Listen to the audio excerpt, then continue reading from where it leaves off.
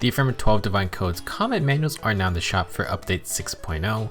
We'll be briefly talking about each unit and discuss what skills are worth getting. As always, you can just use these combat manuals for merging, so pick them up for your projects. Up first are the 5-star manuals, which cost 300 Ephemera 12 each. I've tweaked my format a bit to hopefully make it easier to see what kind of skill inheritance can be done with each combat manual.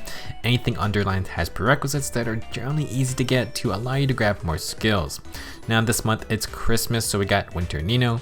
Unfortunately, she does not have the easiest to use skill inheritance. She has the 10-bit plus inheritable blue tome, which gives 5 HP healing per hit.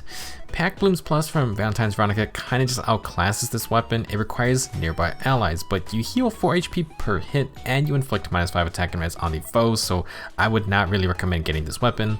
If you do though, then you can get Rally Attack and Res Plus with it.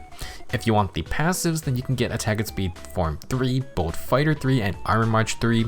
You will not be able to get Rally Attack and Res Plus with all 3 tiers of a passive though, because the base Rally Attack and Res is only on 5-star units. A bit unlucky, but Nino's passives are also a bit specialized anyway. Attack and Speed Form is not exactly a must-have A skill. Bold Fighter and Armor March are armor-only skills, but they're still top tier for making a scary armored team. For the most part, if you're going to pick up Nino, you're probably just getting 1 skill out of her. Next up is Winter Erika, another armed unit, but Erika also has some nice healer skills. Her Joyous Lantern Plus is an inheritable staff that gives your highest attack ally +5 defense and res at the start of each turn. This is sort of like an opening buff where it's always going to buff a specific ally from anywhere on the map, so if you got a certain team comp where it works, then it's a decent support staff. Your healer will always be doing something. This is going to pair nicely with attack opening 3, and you can get the first 2 tiers from Tatiana or Yago at 4 stars. For other healing skills, Erika has Restore Plus and Heavenly Light. You can find these on many other healers, but Erika is going to save you some feathers since Restore Plus does require 5 stars regardless. If you don't need Joyous Lantern, then Erika does have Dazzling Staff 3, very universal skill for healers and very valuable to keep them protected.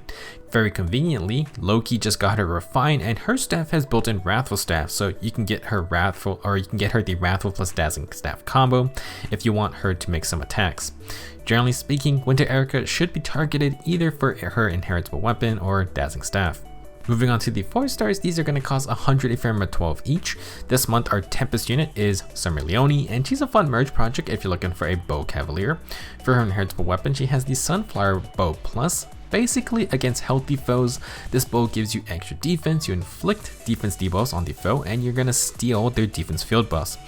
An interesting weapon, and you can find its uses if you want to stop defense stacking foes. If you pick up the Sunflower Bow, you can also grab Reposition, which is just a great all-around assist skill. At 4 stars, Leone is going to have Attack and Speed Push 3, which can be nice to upgrade to the tier 4 version.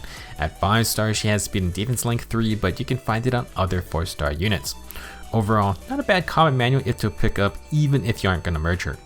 Next we have Linhart. At 4 stars, he has Renewal 3, and you can get Miracle as well. Lots of units have Renewal 3 though, so not a huge deal. At 5 stars, you can get the Pain Plus staff and Distant Guard 3. Distant Guard is a pretty nice support skill, and it's a bit tough to get at 4 stars since it's on 2 really good Heroic Grail units. Also at 5 stars, Linhart has Physic Plus, which can go on any healer.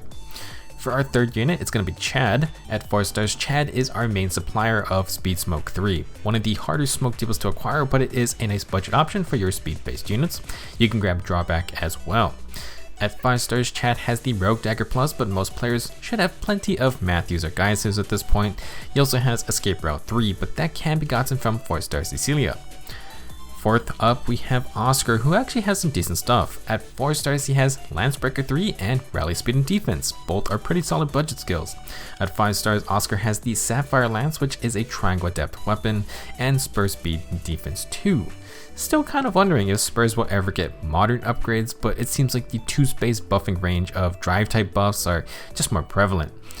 Last up is Erika for a 2nd time. Unfortunately, base Erika does not have a ton to share, but everything is available at 4 stars. You can get Pivot as your movement assist skill, or you can get Drag Back for some movement shenanigans, and Hone Speed 3 is going to be your basic or your very basic speed field buff. Not bad, but most players aren't really hurting for any of these skills. That'll be it for this video. Go grab the Ephemera 12 common manuals during this month and be sure to use last month's Ephemera 12 divine codes. This month is for sure a bit more specialized in the 5-star skill department with a focus on armor skills and healer skills. With the 4 stars, not a lot of standouts besides some Leone. Personally, I'm just going to pick up both 5 stars and Leone if possible. I don't exactly need anything specific, but Armor March and Dazzling Staff can always find a home on a future build. Thank you for watching. Check out my recent videos for coverage on all the Update 6.0 news, and I'll see you in the next video.